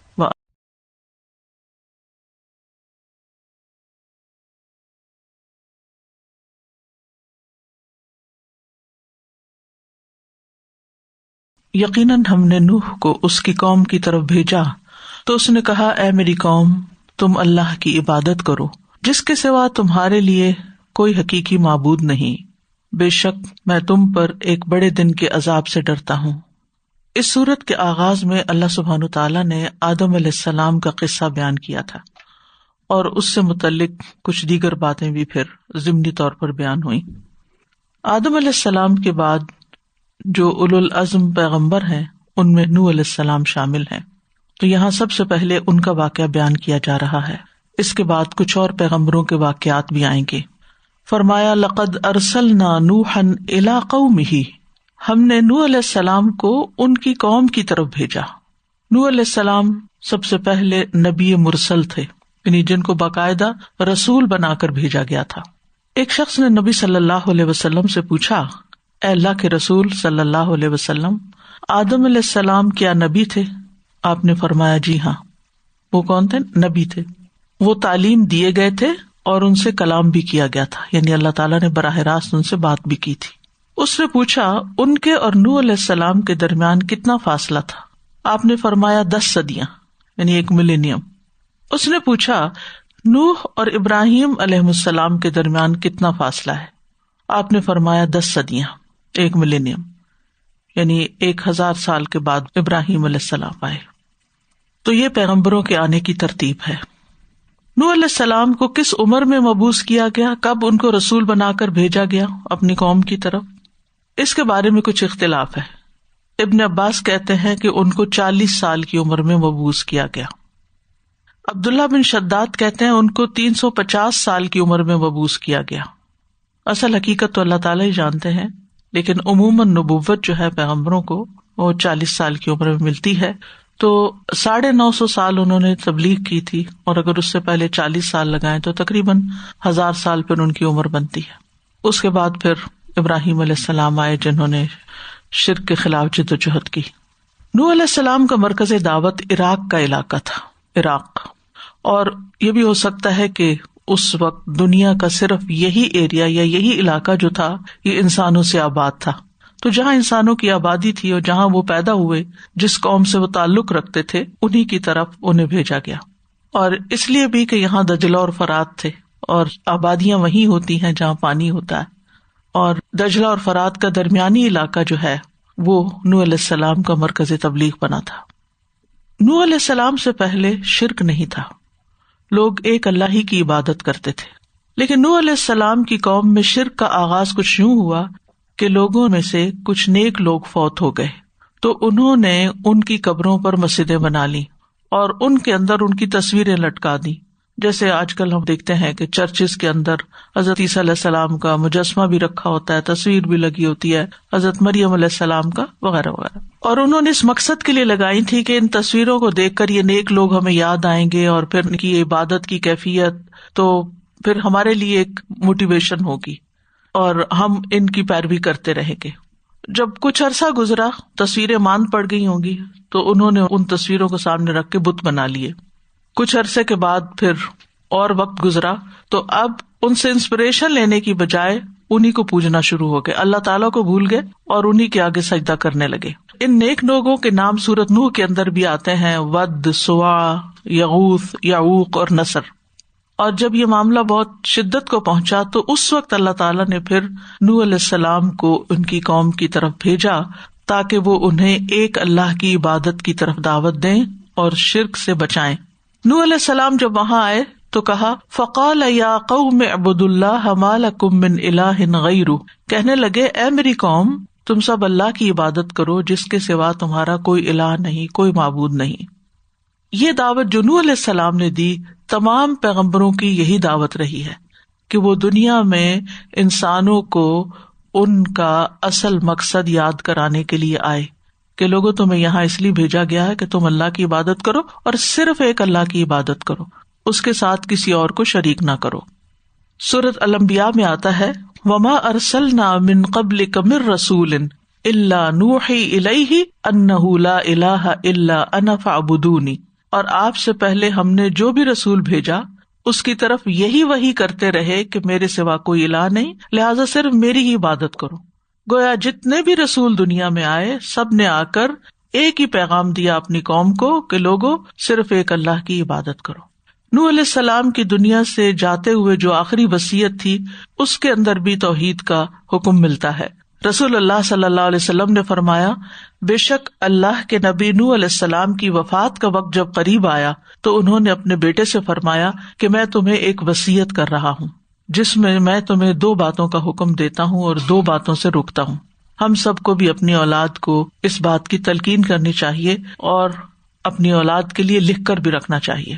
یعنی ہم اپنے مال کے بارے میں تو فکر مند ہوتے ہیں کہ ہمارے بعد ہماری پراپرٹی کو کس طرح تقسیم کیا جائے گا، کون لک آفٹر کرے گا، کون اس کی دیکھ بھال کرے گا، یہ سلسلہ کیسے چلے گا، یا اگر ہمارا کوئی خاص بزنس ہے یا کام ہے یا کاروبار ہے تو اس کے بارے میں ہم فکر مند ہوتے ہیں اور اس کے لیے ہم سمجھاتے بھی رہتے ہیں اور وصیتیں بھی کرتے رہتے ہیں۔ لیکن سب سے اہم وصیت کیا ہے کہ ہم ان کو ایک اللہ کی عبادت کی تلقین کریں، کیونکہ ہم نے تو ہمیشہ یہاں نہیں رہنا، ہمارے بعد ہماری اولاد، اس کے بعد ان کی اولاد، جیسے کہ انبیاء کا طریقہ بھی رہا ہے۔ یعقوب علیہ السلام اور ابراہیم علیہ السلام کی جب وفات قریب آئی تو انہوں نے یہی وصیت کی اپنے بچوں کو، نوح علیہ السلام نے بھی یہی کیا اور ہمیں بھی یہی کرنا چاہیے پیغمبروں کی اقتداء میں۔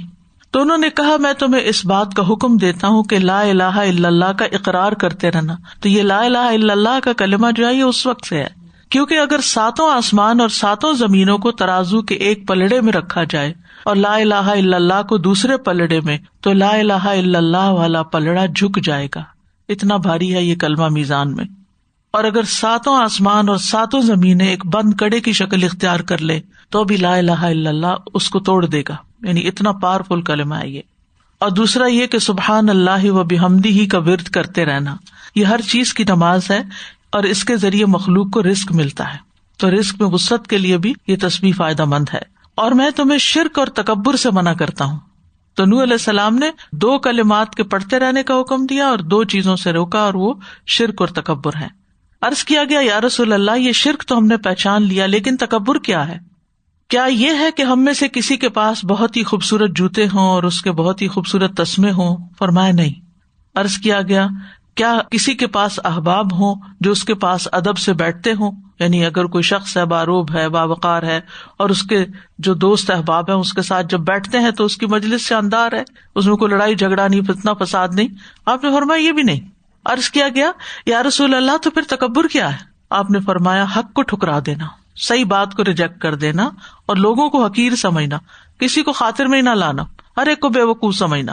تو یہ جو عبادت کا حکم ہر پیغمبر نے اپنی قوم کو دیا ہے، یہ بندوں پر اللہ کا حق ہے، یعنی اس نے ہمیں پیدا کیا ہے، اس نے ہمیں رزق دیا ہے، اس نے ہمیں یہ ساری نعمتیں دی ہیں، تو جواب میں ہم سے کیا چاہتے ہیں؟ اس نے تو سب کچھ دیا، ہم کیا دے رہے ہیں اور ہمیں کیا دینا چاہیے؟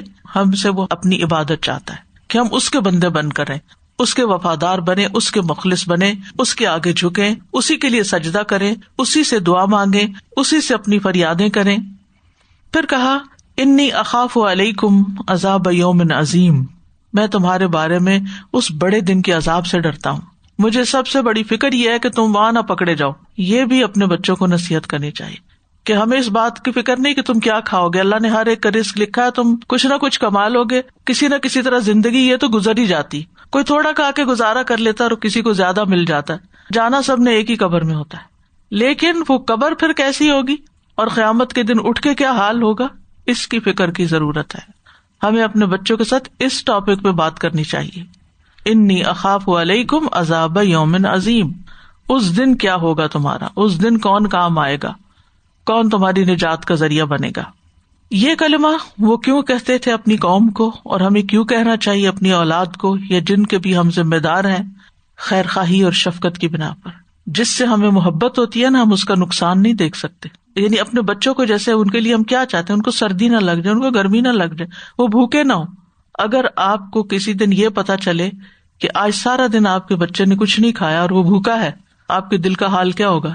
صرف دل نہیں پگھلے گا, آنکھیں بھی بہہ پڑیں گی کہ ہائے میرا بچہ اور اس کے پاس کھانے کو نہیں ہے, وہ بھوکا ہے.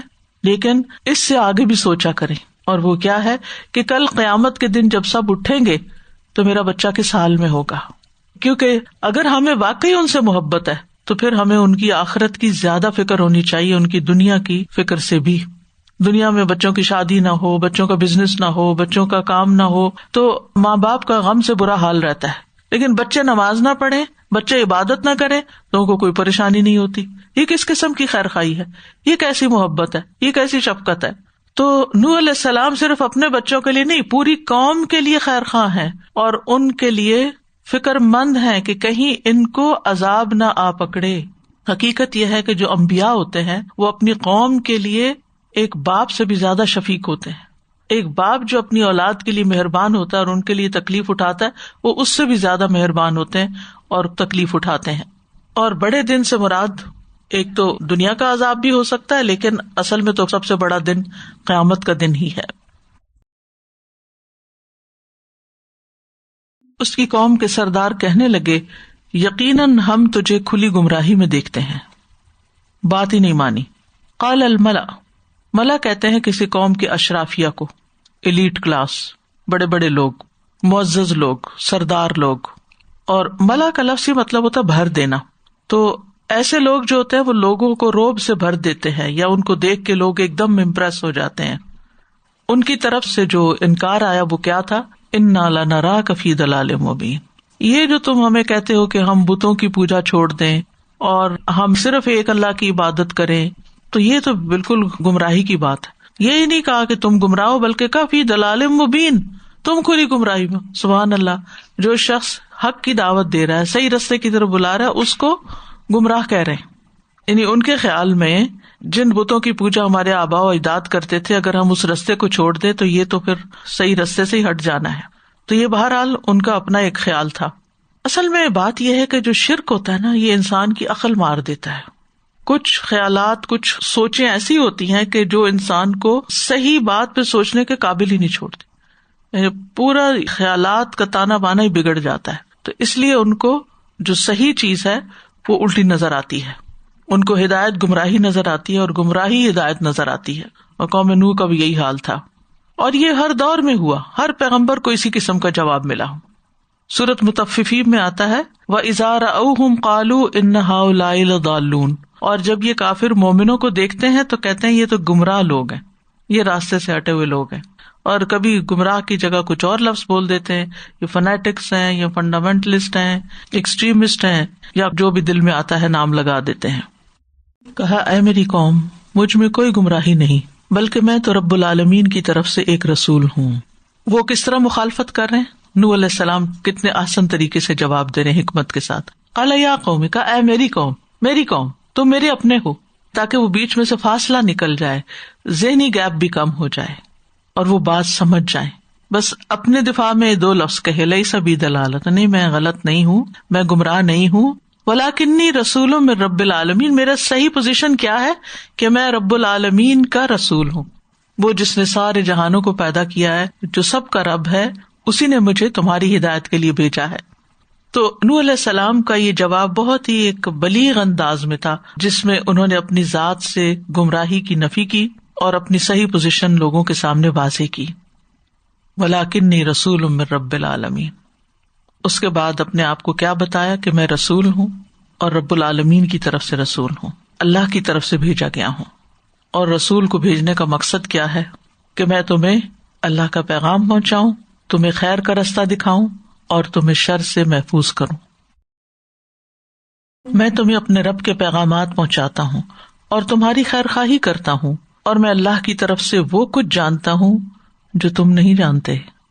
ابلغکم رسالات ربی، رسالات کہا گیا، یہ جمع ہے رسالت کی، یعنی میں تمہیں اللہ تعالی کی طرف سے احکامات پہنچا رہا ہوں، کچھ چیزوں کا حکم دے رہا ہوں، کچھ چیزوں سے تم کو روک رہا ہوں، تمہیں نصیحت کر رہا ہوں، اللہ تعالی کی طرف سے خوشخبریاں سنا رہا ہوں، اور جن چیزوں سے ڈرایا گیا ہے وہ بھی بتا رہا ہوں، تمہاری عبادات کیسی ہونی چاہیے، تمہارے معاملات کیسے ہونے چاہیے، یہ سب چیزیں میں تمہارے سامنے رکھ رہا ہوں۔ ان سب کے مجموعے کا نام رسالات ہے۔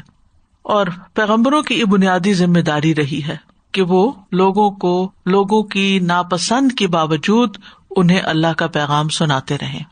اور حقیقت یہ ہے کہ جب آپ اپنی بات میں سچے ہوتے ہیں، آپ کو اپنے اوپر کانفیڈینس ہوتا ہے کہ جو آپ کہہ رہے ہیں وہ غلط نہیں ہے، جیسے عام طور پر ہمارا واسطہ بچوں کے ساتھ پڑتا ہے، تو آپ نے دیکھا ہوگا کہ وہ چاہے انکار بھی کریں، ریجیکٹ بھی کریں، ناپسند بھی کریں، ناک منہ بھی چڑھائیں، لیکن جو چیزیں ان کے فائدے کی ہوتی ہیں آپ ان کو کہتے رہتے ہیں، اور کہتے رہنا چاہیے، کیونکہ وہ باتیں دماغ کے کسی نہ کسی حصے میں جا کے بیٹھتی ہیں۔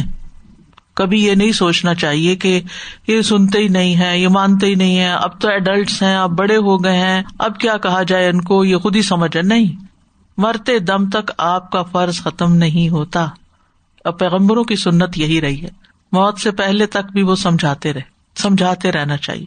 بعض اوقات تو ہماری زندگی میں وہ کام نہیں کرتے، ہو سکتا ہے ہمارے مرنے کے بعد انہیں سمجھ آئے کہ ہمارے ماں باپ کیسے خیر خواہ تھے اور انہوں نے ہمیں کس کس طریقے سے سمجھایا۔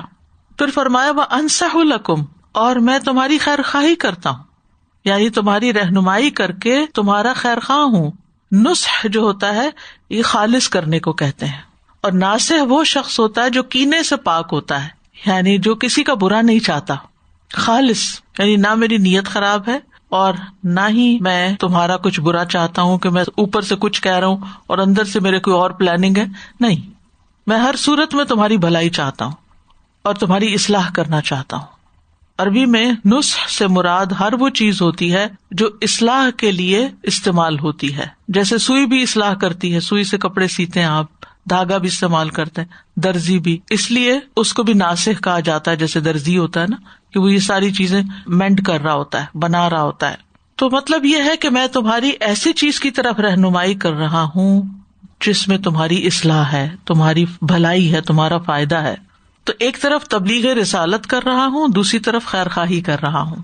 یعنی تبلیغ رسالت کیا ہے کہ تمہیں اچھی اچھی باتیں وہ سب بتا رہا ہوں جو مجھے اللہ تعالیٰ کی طرف سے ملی ہیں، اور خیر خواہی کیا کہ میں تمہیں ترغیب دے رہا ہوں، تمہیں خبردار کر رہا ہوں اور تمہاری ہمدردی کر رہا ہوں کہ تم صحیح رستے پر آ جاؤ۔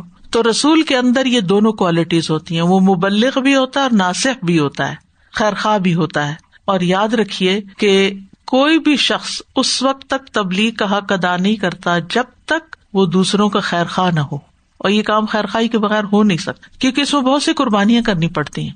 آپ دیکھیے، کیا آپ جو کچھ اولاد کے لیے کرتے ہیں، اولاد بھی اتنا کچھ آپ کے لیے کرتی نہیں کرتی، اس کا 10واں حصہ بھی شاید نہ کرتی ہو، کر سکتی بھی نہیں، اور بعض اوقات کرنا چاہتی بھی نہیں، اور ان کو خیال بھی نہیں آتا کہ وہ کچھ کریں، لیکن اس کے باوجود آپ ان کے لیے کرتے رہتے ہیں۔ یہ آپ کی خیر خواہی ہوتی ہے۔ اور پیغمبر تو باپ سے بھی زیادہ، یعنی والدین کہہ لیں، والدین سے بھی زیادہ اپنی قوم کا خیر خواہ ہوتا ہے کہ قوم کی طرف سے کوئی رسپانس نہ ملے، کچھ بھی نہ ملے، کوئی شکریہ، الٹا طرح طرح کی باتیں سننے کو ملے، پھر بھی وہ اپنا کام نہیں روکتے، وہ کام کرتے چلے جاتے ہیں۔ اور یہ نقطہ ہم سب کو پکڑ لینا چاہیے، چاہے اولاد کا معاملہ ہو چاہے عوام کا معاملہ ہو، ہم ان کی خیر خواہی کرتے رہیں، وہ ہم سے جو بھی سلوک کرے، وہ ہم سے اچھا سلوک کرے یا نہ، ہماری بات ایکسپٹ کریں یا نہ، ہماری تعریف کریں یا تنقید کریں، ہم نے باز نہیں آنا، اچھی بات کرتے رہنا۔ معلوم نہیں کون سی بات کہاں کب کس کے اندر ٹھہر جائے، اٹک جائے، اور اس کی زندگی بدل جائے، اس کا راستہ بدل جائے۔ ہم دیکھتے ہیں کہ رسول اللہ صلی اللہ علیہ وسلم نے عرفہ کے دن صحابہ کرام سے فرمایا، جب وہ بہت کثیر تعداد میں جمع تھے، اے لوگو، تم سے میرے بارے میں پوچھا جائے گا تو تم کیا کہو گے؟ تو سب نے جواب دیا کہ ہم گواہی دیتے ہیں کہ آپ نے پہنچا دیا، اپنا فرض ادا کر دیا اور امت کی خیر خواہی کی۔ یہ صحابہ کی گواہی تھی کہ آپ نے خیر خواہی کی، آپ ہمارے خیر خواہ تھے۔ تو آپ نے آسمان کی طرف انگلی اٹھا کر اشارے سے فرمایا، اے اللہ تو گواہ ہے، اے اللہ تو گواہ ہے۔ کہ میں نے اپنا فرض پورا کر دیا. ہم سے ہمارے فرض کے بارے میں پوچھا جائے گا. ہم سے یہ نہیں پوچھا جائے گا کسی نے مانا یا نہیں مانا, یا تم نے منوایا کیوں نہیں, یا منوا کے چھوڑا یا نہیں. یہ نہیں, یہ سوال نہیں ہوگا. ہم نے کتنی خیر خواہی کی, کتنی تکلیف اٹھائی اور کتنا اس کام کو کیا. اسی لیے آپ دیکھیں کہ جو دائی ہوتا ہے نا, مخلص دائی جو ہوتا ہے, وہ لوگوں کی باتیں سن کر بھی ان سے ہمدردی رکھتا ہے, وہ نفرت نہیں کرتا, وہ بغض نہیں رکھتا دلوں میں. اور آپ دیکھیے اس کی وائبز ہوتی ہیں, لوگوں کی باتیں سن کر بھی, ان کی تنقید سن کے بھی, ان کی طرف سے برا سلوک دیکھ کر بھی آپ پھر بھی خیر خواہ ہوتے ہیں نا, تو آپ کے اندر کی جو خیر خواہی ہے نا, وہ بہرحال لوگوں تک پہنچتی ہے. وہ اسے اکنالج کریں یا نہ کریں, لیکن وہ اثرات رکھتی ہے. اسی لیے جو سلیم العقل لوگ ہوتے ہیں, صاف دل لوگ ہوتے ہیں, وہ اس کو ایکسپٹ کر لیتے ہیں اور پیغمبر کی جماعت کا حصہ بن جاتے ہیں. جیسے نوح علیہ السلام کے ساتھ 80 لوگ جو تھے وہ شامل ہو گئے تھے. باقی قوم نہیں مانی, لیکن کچھ لوگ ساتھ مل گئے. پھر چوتھی صفت کیا بتائی, وَأَعْلَمُ مِنَ اللَّهِ مَا لَا تَعْلَمُونَ, میں اللہ کی طرف سے وہ جانتا ہوں جو تم نہیں جانتے. پچھلی آیت میں تھا کہ میں رب العالمین کا رسول ہوں, اور یہاں اللہ کی طرف سے میرے پاس وہ علم آتا ہے جو تمہارے پاس نہیں ہے, اس لیے میری بات مان لو اور قبول کر لو. یعنی میں ہی آخر تمہیں کیوں نصیحت کر رہا ہوں, میں ہی آخر تمہیں یہ باتیں کیوں بتا رہا ہوں, کیونکہ میرے پاس وہ علم ہے جو تمہارے پاس نہیں ہے. میں تمہیں علم کی بنا پر تبلیغ کر رہا ہوں. آپ دیکھیے, پھر بچوں سے ہی مثال دیتی ہوں کہ بعضوں کا تو کہتے ہیں نا, آپ کیوں ہمارے پیچھے پڑے رہتے ہیں, چھوڑ دیں ہمیں پتا ہے, ہم جانتے ہیں. تو آپ کیا کہتے ہیں, نہیں تمہیں نہیں پتا, تم نہیں جانتے, اگر تم جانتے ہوتے تو ایسا نہ کرتے. کیا بھلا تمہیں اس بات پر تعجب ہوا کہ تمہارے پاس تمہارے رب کی طرف سے ایک نصیحت تم ہی میں سے ایک شخص کے ذریعے آ گئی, تاکہ وہ تمہیں خبردار کرے اور تاکہ تم بچ جاؤ اور تاکہ تم رحم کیے جاؤ. اب عجبتم, یہ استفہام انکاری ہے, یعنی اس جملے کے شروع میں جو حمزہ آیا ہے واو سے پہلے, وہ سوال کے لیے نہیں ہے بلکہ انکار کے لیے.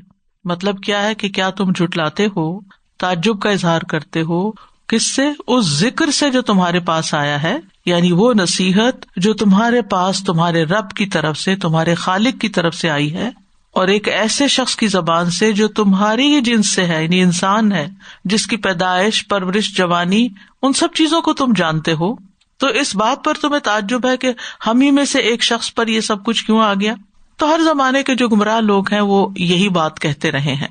یہی معاملہ رسول اللہ صلی اللہ علیہ وسلم کو پیش آیا, اور یہ پہلی دفعہ نہیں بلکہ شروع سے یہی سلسلہ چلا آ رہا ہے.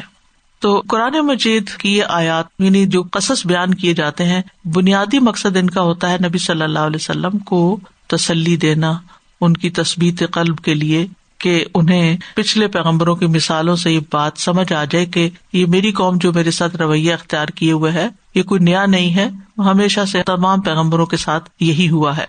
اور ہر زمانے میں لوگوں کے اندر گمراہی جو ہے وہ ایک ہی طرح کی رہی ہے.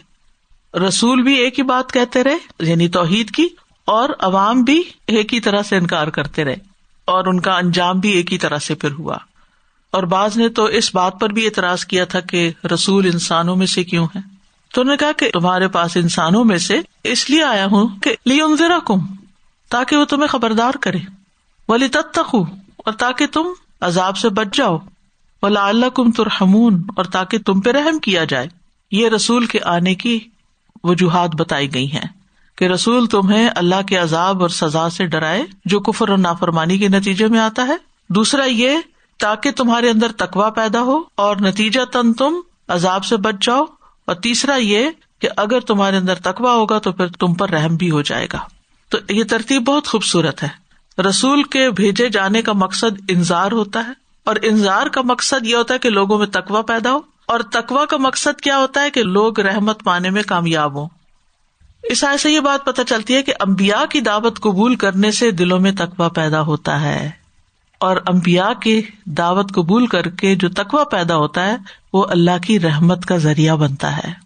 اور یہ حقیقت ہے کہ رسولوں کی بات ماننے میں ہی اصل زندگی ہے. تو انہوں نے اسے جھٹلا دیا, بس ہم نے اسے اور ان لوگوں کو جو اس کے ساتھ کشتی میں سوار تھے نجات دی, اور جن لوگوں نے ہماری آیات کو جھٹلایا تھا انہیں ہم نے غرق کر دیا, بے شک وہ دل کے اندھے لوگ تھے. فَأَنجَيْنَاهُ وَالَّذِينَ مَعَهُ فِي الْفُلْكِ, اب بیچ میں ساری تفصیلات جو ہیں یہاں نہیں بیان کی گئی، بس ڈائریکٹ ان کے انجام پر آ گئے کہ پیغمبر نے ہر طرح سمجھایا لیکن انہوں نے انکار کیا، تو نتیجہ کیا ہوا؟ عذاب آ گیا.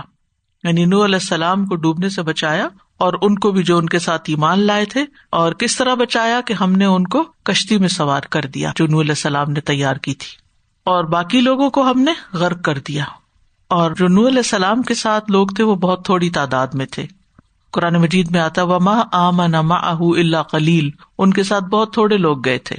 اور یہاں اللہ کی سنت پھر بیان کی گئی، وَأَغْرَقْنَا الَّذِينَ كَذَّبُوا بِآيَاتِنَا، ہم نے ان لوگوں کو ڈبو دیا جنہوں نے ہماری آیات کا انکار کیا، جھٹلا دیا. یعنی طوفان کے ذریعے زمین بھی پانی اگلنے لگی اور آسمان بھی برسنے لگا اور ہر طرف پانی ہی پانی تھا. کیا وجہ تھی؟ انہم کانوا قوما امین، کیونکہ وہ اندھے لوگ تھے. امین عما کی جمع ہے. یہ لفظ آنکھوں کے اندھوں کے لیے بھی آتا ہے اور عقل اور دل کے اندھوں کے لیے بھی. سمن بکمن امیون جیسے ہے، تو یہ امیون سے امین ہے. تو یہاں بتانا کیا مقصود ہے کہ وہ دل اور عقل کے اندھے لوگ تھے، اسی لیے انہیں حق نظر نہ آیا اور اسی لیے انہوں نے حق کو قبول نہیں کیا. قوم نوح بہت سرکش قوم تھی جس کی تفصیلات آپ کو سورۃ نوح میں مل جائیں گی. اور پھر ان کا انجام جو تھا وہ بڑا ہی بھیانک تھا، حتیٰ کہ نوح علیہ السلام کا بیٹا جو تھا وہ بھی ان لہروں کی زد میں آ گیا جو اس قوم پر چھا رہی تھی. تو اس سارے واقعے سے جو بات پتہ چلتی ہے وہ یہ کہ دین کی اصل تعلیم اور دین کی اصل تبلیغ توحید کو عام کرنا ہے، کہ لوگ ایک اللہ کے بن جائیں. یعنی اس پورے قصے سے جو بات سمجھ میں آتی ہے تمام پیغمبر اسی بات پر متفق تھے. دوسری بات یہ پتہ چلتی ہے کہ لوگوں کی اکثریت شرک میں مبتلا رہتی ہے کسی نہ کسی قسم کے، اور ان کی اکثریت حق کو قبول نہیں کرتی. اگر یہ بات انسان کو سمجھ آ جائے نا تو اس کی فرسٹریشن ختم ہو جائے. کیونکہ داعی یعنی دین کی دعوت دینے والے کا جو چیز دل توڑتی ہے وہ یہ کہ میں لوگوں کی کیائی کرتا ہوں، لوگ میری بات نہیں مانتے، شاید میں ہی غلط ہوں، مجھے چھوڑ دینا چاہیے. ڈسہارٹ ہوتا ہے وہ اور کام چھوڑنا چاہتا ہے. ایسا ہرگز نہیں کرنا چاہیے، لگے رہنا چاہیے، لگے رہنا چاہیے. اور پھر یہ کہ ہم دیکھتے ہیں کہ جب قوم نے بات نہیں مانی تو ان کو عذاب نے آ گھیرا. وآخر دعوانا ان الحمد للہ رب العالمین. سبحانک اللہم وبحمدک، اشہد ان لا الہ الا انت، استغفرک واتوب الیک. السلام علیکم ورحمۃ اللہ وبرکاتہ.